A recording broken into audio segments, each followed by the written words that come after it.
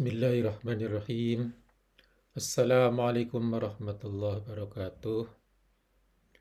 Para mahasiswa dan mahasiswi yang saya cintai dan yang saya banggakan, pada kesempatan kali ini saya ingin menerangkan tentang apa itu pengertian khalifah dan juga khilafah. Pada saat kita berbicara tentang pemikiran ketatanegaraan di dalam Islam, istilah khilafah itu rasanya adalah merupakan istilah yang mesti kita kenali apa itu makna dan bagaimana perkembangan penggunaan istilah itu di dalam sejarah pemikiran ketatanegaraan dalam Islam.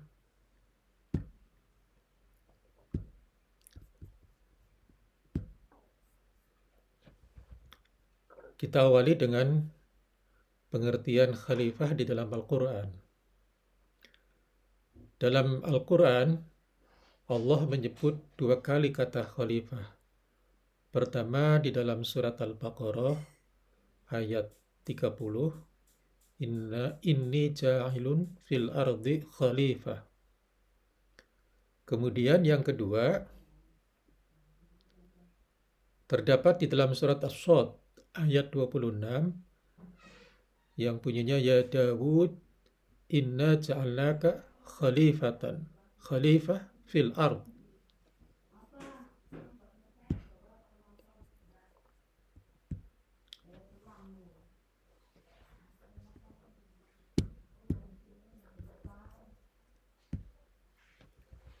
Jadi dari kedua ayat yang kita bisa baca di dalam Al-Quran itu, sebenarnya kita bisa simpulkan bahwa ada dua makna khalifah, yaitu makna umum dan makna khusus. Makna umum itu artinya khalifah ini sebenarnya diberikan kepada semua Bani Adam.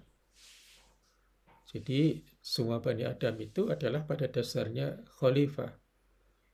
Oleh karena itu di dalam Al-Quran kata khalifah ini bukan hanya berbentuk isim mufrad atau isim tunggal, tetapi juga ada kata khalaif, yaitu jamak. Karena pada dasarnya semua manusia adalah merupakan khalifatullah. Sebagai Bani Adam, semua manusia adalah merupakan khalifatullah. Tetapi ada juga makna khusus yang diberikan khusus kepada Nabi Daud yang di sini memang mengandung konotasi sebagai orang yang memiliki kekuasaan politik dalam satu kawasan tertentu, yaitu sebagaimana diemban oleh Nabi Daud. Karena di dalam historisnya Nabi Daud itu memang memiliki semacam atau diangkat sebagai semacam orang yang memiliki peran politik dalam tingkat lokal. Nah, bagaimana perkembangan pengertian khalifah ataupun khilafah dalam sejarah politik atau ketatanegaraan dalam Islam?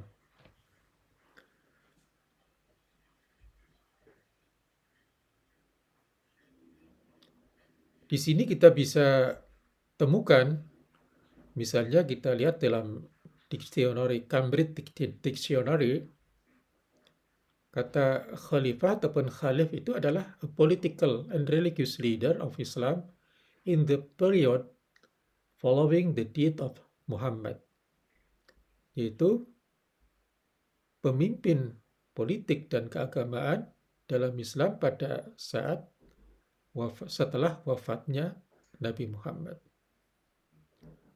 Kemudian kalau kita lihat pada Oxford Bibliography, di situ dikatakan the term Khalif atau Khalifah in Arabic is generally regarded to mean successor of the Prophet Muhammad. Istilah khalifah ataupun khalifah dalam bahasa Arab pada umumnya dipandang sebagai atau memiliki arti sebagai pelanjut kenabian Nabi Muhammad.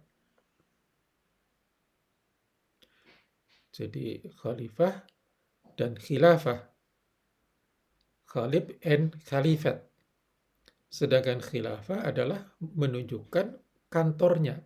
Jadi fungsinya successor of the Prophet Muhammad itu adalah khalifah, kemudian khilafah ini adalah sebagai wadah organisasinya atau kantornya of the political leader of the Muslim community or state. Itu organisasi ataupun kantor di mana pemimpin politik komunitas Muslim itu menempati kantor tersebut, terutama during the period from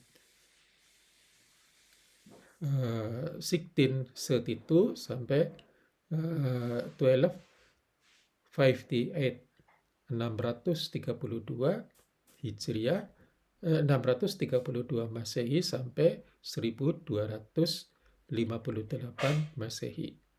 Itu sampai dengan jatuhnya Baghdad.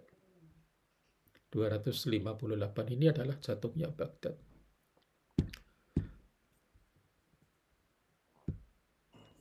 Selanjutnya,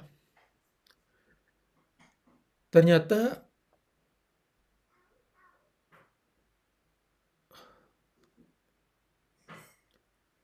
istilah khalifah itu mengalami perkembangan makna. Jadi, kata khalifah yang pada mulanya tadi disebutkan di dalam Al-Quran itu ada kekhalifahan secara umum, yaitu setiap manusia pada dasarnya khalifah. Kemudian kekhalifahan khusus, yaitu pada orang-orang tertentu yang memang dipercaya sebagai pemimpin politik di masyarakat, itu mengalami proses perkembangan makna dari waktu ke waktu. Mulai dari saat Al-Quran itu turun sampai dengan saat ini.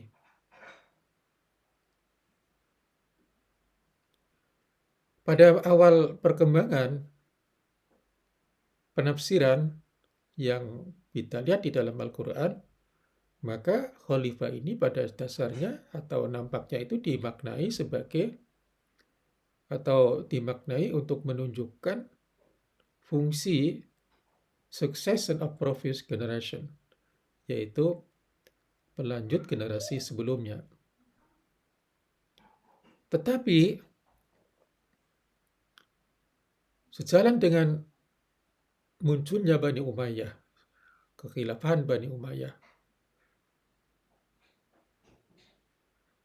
yaitu 30 tahun setelah wafatnya Nabi Muhammad, kata-kata khalifah itu memiliki konotasi yang baru. Karena Khalifah Umayyah dan para pendukungnya sering menggunakan kata Khalifatullah. Barangkali untuk memberikan kesan bahwa Allah itu telah mengangkat seorang khalifah. Jadi kalau pada mulanya khalifah itu biasa saja, di dalam Al-Quran itu diartikan sebagai ada khalifah secara umum, setiap manusia adalah khalifah, ada khalifah khusus seperti Nabi Daud, dan setelah Nabi wafat, khalifah itu diartikan sebagai pelanjut kepemimpinan Nabi di masyarakat. Jadi tidak ada konotasi bahwa khalifah itu adalah merupakan penjelmaan Tuhan atau wakil Tuhan. Tapi setelah masa Umayyah, khalifah itu kemudian digabungkan, kadang-kadang digabungkan menjadi Khalifatullah. Khalifatullah itu untuk memberikan kesan bahwa khalifah ini adalah merupakan utusan Allah ataupun penguasa yang diangkat oleh Allah. Jadi Kata khalifah ini kemudian secara bertahap dipahami sebagai mewakili Tuhan, orang yang mewakili Tuhan di bumi. Dan gagasan ini, yakni adanya anggapan bahwa khalifatullah itu adalah merupakan manusia yang mewakili Tuhan, itu seringkali tetap masih muncul sampai dengan masa kini ya. Nah, dalam perkembangan berikutnya, kemudian khalifah ini muncul menjadi konsep yang memiliki makna yang tidak tunggal dalam perkembangan politik ketatanegaraan.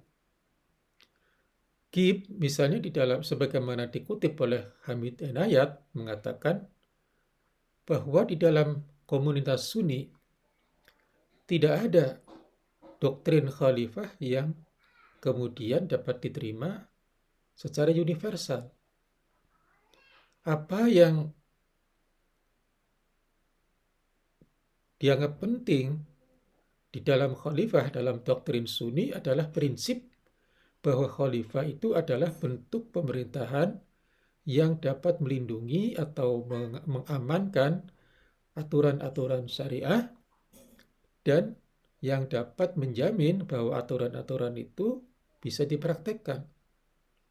Jadi sepanjang prinsip itu bisa diterapkan, maka menurut Hamid Enayat, there may be infinite diversity in the manner of application.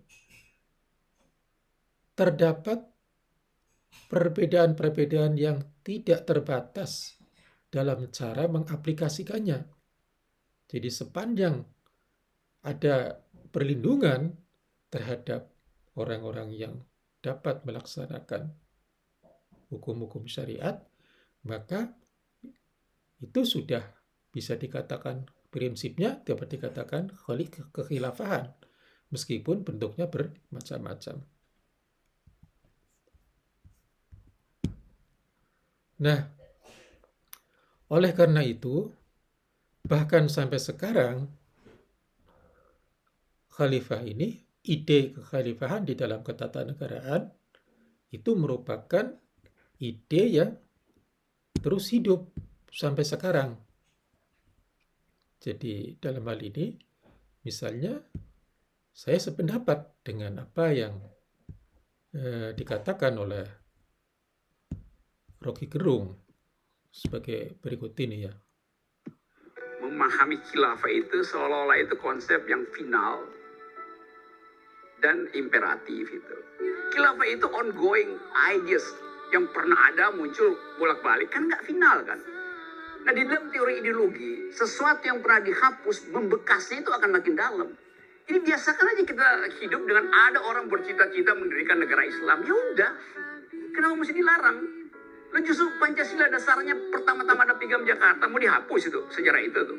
Jadi ngapain manipulasi sesuatu yang secara faktual pernah bersemayam di dalam cita-cita kita tuh.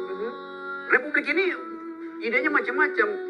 Negara Islam, balik pada kesultanan, pergi pada republik, negara liberal segala macam, negara komunis bahkan pernah ada. Biarin aja kita hidup dengan seluruh alam pikiran itu. Jadi jangan di SKB-kan alam pikiran. Demikian kata Rocky Gerung. Oleh karena itu, pertanyaan kita sebenarnya adalah, sebenarnya khilafah yang memiliki banyak arti dalam kadar tertentu, apa itu bentuknya bisa macam-macam, maka kemudian pertanyaannya adalah kira-kira kekhalifahan yang seperti apa yang akan terjadi di masa depan? Apakah umat Islam itu akan mengarah kepada kekhilafahan yang demokratik, kekhilafahan yang teokratik, atau kekhilafahan yang nomokratik? Itu tergantung kepada apa itu dinamika pemikiran politik ketatanegaraan dalam masing-masing komunitas muslim di dalam satu negara Demikianlah. Wallahul muwaffiq ila aqwamit thoriq. Wassalamualaikum warahmatullahi wabarakatuh.